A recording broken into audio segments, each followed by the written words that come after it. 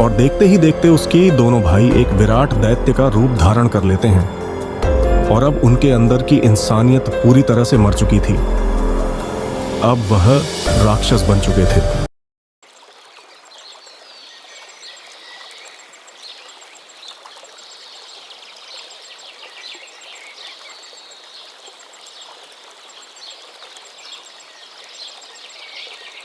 ये कहानी है कमलपुर गांव की। कमलपुर गांव में एक देववृत्या नाम का राजा शासन करता था। उसके राज्य में चारों तरफ खुशहाली ही खुशहाली थी। नर जानवर सभी खुशी खुशी अपना जीवन व्यतीत कर रहे थे। उसके राज्य में मानो दुख नाम की कोई चीज ही नहीं थी। ऐसे शासक को पाकर उनकी प्रजा भी बहुत खुश थी और राजा की दीर्घायु की प्रार्थना करते थे। लेकिन राजा सर्वगुण संपन्न होने के बावजूद उसे कोई पुत्री नहीं थी। सिर्फ 5 पुत्र थे। ए रानी, हमारे साम्राज्य सभी खुश है। न केवल जानवर बल्कि साधु संत भी। हर कोई खुशी खुशी अपना जीवन व्यतीत कर रहा है। लेकिन हमारी खुशी अधूरी है क्योंकि हमारे पास एक पुत्री होनी चाहिए थी। पुत्री न होने के कारण हमें हमारा साम्राज्य अधूरा सा प्रतीत होता है। आप सही कह रहे हैं महाराज।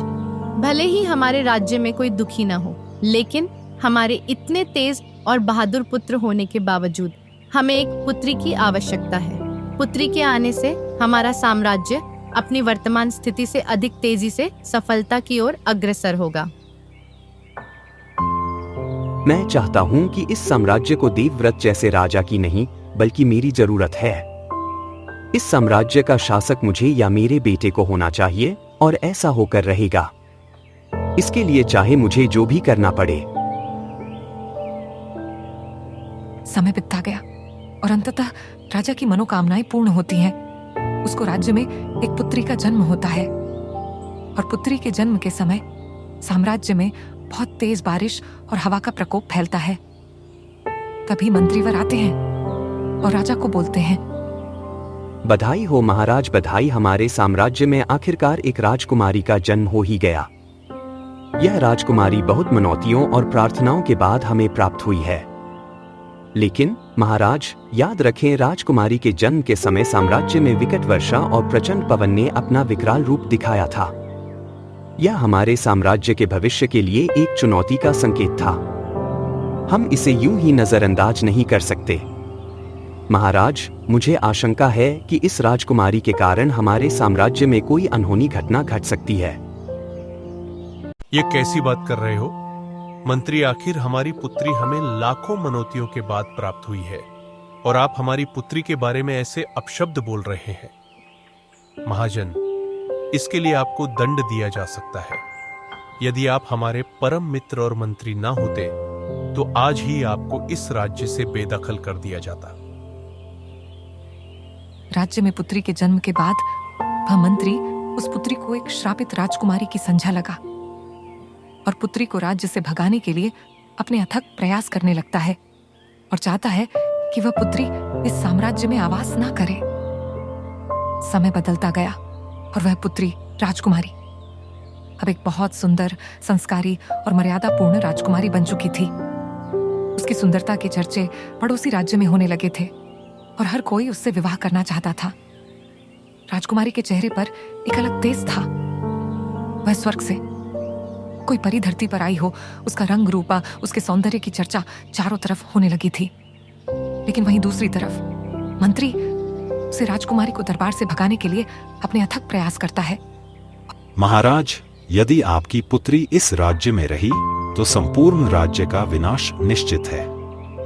महाराज, उसे तुरंत मृत्यु दंड देना चाहिए या फिर किसी अन्य राज्य में निर्वासित कर देना चाहिए ताकि हमारे राज्य पर आने वाली सभी आपदाएं टल जाएं और हमारा साम्राज्य पहले की तरह सुखद और शांत बना रहे, जहां हर कोई अपने जीवन का आनंद पूर्वक व्यतीत कर सके। महाराज, यदि आपको मेरी बातों पर विश्वास नहीं है तो आप किसी ज्योतिषी या भविष्यवक्ता को बुला सकते हैं और अपनी पुत्री के भविष्य का पूर्वानुमान करने का प्रयास कर सकते हैं। तभी आपको मेरी कही बातों पर विश्वास होगा। मंत्री की इतनी बात को सुनकर राजा मंत्री पर आग बबूला हो गए। और उस मंत्री को दरबार से बेदखल करने का फैसला लेते हैं। लेकिन मंत्री के साम्राज्य से निकालने पर उसकी संपूर्ण सेना बल कमजोर पड़ जाएगी। तभी राजा उसे मंत्री से बोलते हैं, महाजन, यदि आप हमारे साम्राज्य के मंत्री न होते तो आपका सिर अभी धड़ से अलग कर दिया जाता। हमारे साम्राज्य में किसी की इतनी हिम्मत नहीं है कि वह हमसे इस तरह की बात कह सके।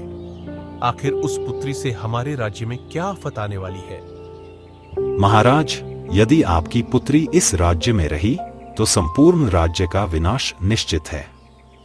महाराज, उसे तुरंत मृत्यु दंड देना चाहिए या फिर किसी अन्य राज्य में निर्वासित कर देना चाहिए, ताकि हमारे राज्य पर आने वाली सभी आपदाएं टल जाएं और हमारा साम्राज्य पहले की तरह सुखद और शांत बना रहे, जहां हर कोई अपने जीवन का आनंद पूर्वक व्यतीत कर सके। महाराज, यदि आपको मेरी बातों पर विश्वास नहीं है तो आप किसी ज्योतिषी या भविष्यवक्ता को बुला सकते हैं और अपनी पुत्री के भविष्य का पूर्वानुमान करने का प्रयास कर सकते हैं। तभी आपको मेरी कही बातों पर विश्वास होगा।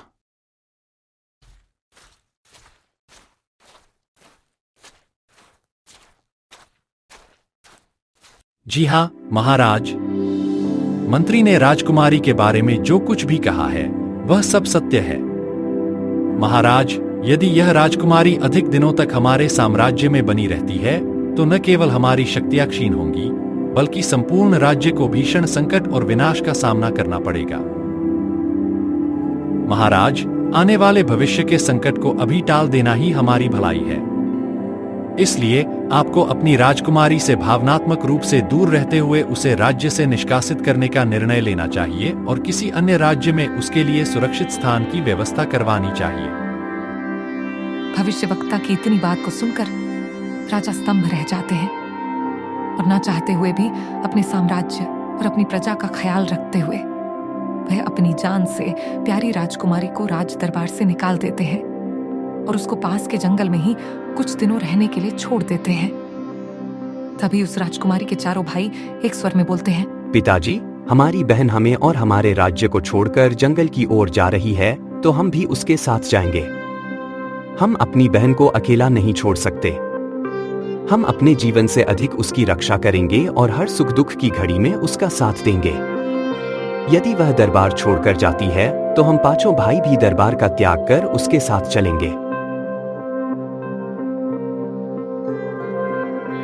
इधर राजा की पुत्री और पांचों पुत्र राज दरबार को छोड़कर के पास के वन में ही जाकर रहने लगते हैं और वही कुटिया में रहकर अपना जीवन गुजार बसर करते हैं और जंगल के फल फूल कंदमूल आदि को खाकर अपना जीवन व्यतीत करते हैं। और उधर राजा अपने राज धर्म का पालन करते हुए और अपनी सीमाओं में बंधे हुए कुछ न कर सका और मंत्री को एक बहुत ही सुनहरा अवसर मिल गया था अपने पुत्र को उसे साम्राज्य का अधिकारी बनने का। सब कुछ मेरी योजना के अनुसार ही चल रहा है। महाराज की राजकुमारी और पांचों राजकुमार अपना राज दरबार छोड़कर जंगल में जीवन व्यतीत कर रहे हैं। ऐसी स्थिति में मुझे अपने बेटे को राज सिंहासन पर बैठाने के लिए कोई न कोई योजना बनानी ही पड़ेगी। इधर चारों भाई अपनी बहन के साथ जंगल में कुटिया बनाकर अपना जीवन गुजार रहे थे और चारों भाई जंगल के अलग अलग दिशा में जाकर खाने का प्रबंध करते हैं। वहीं दूसरी ओर मंत्री राज्य में अपने बेटे को उत्तराधिकारी बनाने अथक प्रयास करता है और चाहता है कि उसका बेटा ही साम्राज्य का अगला उत्तराधिकारी बने। दिन बीतते गए और उधर जंगल में अपनी छोटी सी कुटिया में बहन अपने भाइयों का इंतजार कर रही थी। तभी उसने अपनी कुटिया के पीछे किसी के चलने की आवाज सुनी तो वह जल्द से अपनी कुटिया से बाहर निकलती है और बाहर आकर के देखती है कि एक बूढ़ी औरत उसकी ओर चलती हुई आ रही है। वह पहले से ज्यादा डरी हुई थी और वह अपनी कुटिया में अकेली थी बिना अपने भाइयों के। बेटा, तुम कौन हो और इस घने जंगल में अकेली क्या कर रही हो? क्या तुम्हारे साथ कोई और भी है या तुम यहाँ अकेली ही अपना जीवन व्यतीत कर रही हो? माँ, मैं यमनदीप के राजा की सुपुत्री हूँ और मुझे इस जंगल में देखकर आपको बिल्कुल भी हैरान होने की आवश्यकता नहीं है, क्योंकि इसके पीछे मंत्री की पूरी चाल चल रही है। बेटी, आपकी कहानी सुनकर मुझे बहुत दुख हुआ, लेकिन आपको बता दूं कि यह जंगल एक शापित जंगल है जहां अजीब अजीब घटनाएं घटित होती रहती हैं। सबसे महत्वपूर्ण बात यह है कि यहाँ से कुछ दूर चलने पर एक झील दिखाई देती है, जो कि एक शापित झील है। जो भी उसका पानी पीता है वह अपनी इंसानियत भूल जाता है, उसके भीतर क्रूर प्रवृत्तियां घर कर लेती हैं और वह हमेशा के लिए अपनी मानवता खो बैठता है, यहाँ तक कि खुद को भी भूल जाता है। बुढ़िया की इतनी बात सुनकर राजकुमारी हैरानी में पड़ जाती है कि उसके भाई अभी अभी जंगल की ओर खानपान की व्यवस्था करने गए थे। कहीं वह गलती से उसे रहस्यमयी झील का पानी न पी ले और कहीं मेरे भाई भी। अरे नहीं नहीं, ऐसा नहीं हो सकता, ऐसा बिल्कुल नहीं हो सकता। मैं आ रही हूँ, मैं आ रही हूँ।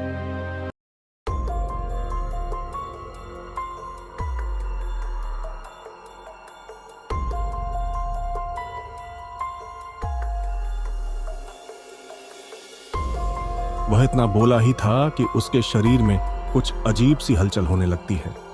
उसका शरीर पहले से ज्यादा कंपन होने लगा था तभी, और देखते ही देखते उसका शरीर एक भयावह है, राक्षस का रूप धारण कर लेती है और वह एक दैत्य बन जाता है।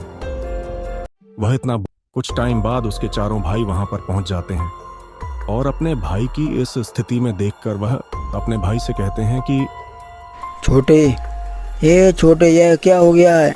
आपके शरीर पर एक किस तरह के दाग प्रतीत हो रहे हैं? आपका शरीर किसी विनाशकारी दैत्य की तरह परिवर्तित हो रहा है। छोटे, आपके साथ कुछ अनर्थ होने वाला है। क्या हो गया छोटे, क्या हो गया? और देखते ही देखते उसके दोनों भाई एक विराट दैत्य का रूप धारण कर लेते हैं और अब उनके अंदर की इंसानियत पूरी तरह से मर चुकी थी। अब वह राक्षस बन चुके थे और अपनी जान से ज्यादा चाहने वाली बहन के ही जान की दुश्मन बन जाते हैं और उसको किसी भी हाल में खत्म करने का प्रयास करते हैं। तभी अचानक उसे जंगल में एक अजीब ऊर्जा प्रकट होती है, चारों तरफ ढूंढ पड़ जाती है। तभी पेड़ के पीछे से एक साधु निकाल कर आते हैं और उसे राजकुमारी से बोलते हैं, बेटी, तुम्हारे भाई अब पहले जैसे नहीं रहे। उनके अंदर एक विकृत और शापित डायन का वास हो चुका है। उन्होंने अपनी इंसानियत को भूलकर क्रूरता की राह अपनाई है और वह सब कुछ भूल चुके हैं, यह कि तुम उनकी बहन हो या तुम उनके लिए कौन हो। उनका एक ही उद्देश्य है, जो भी आए उसे किसी भी हाल में मृत्यु दंड दे देना। बेटी, अगर तुम अपने भाइयों को पुनः सामान्य देखना चाहती हो तो इसके लिए तुम्हें अपने प्यार को उनके दिलों में जागृत करना होगा। किसी भी स्थिति में तुम अपनी पहचान उनके दिलों में जागरूक कर दो, जिससे तुम्हारे भाई पुनः सामान्य हो जाएं। साधु की इतनी बात सुनकर राजकुमार चिंतित हो जाती है और भगवान से प्रार्थना करने लगती है कि उसके भाई पहले जैसी स्थिति में वापस लौट आए। लेकिन ऐसा उस श्रापित झरने का पानी पीने की वजह से हुआ था।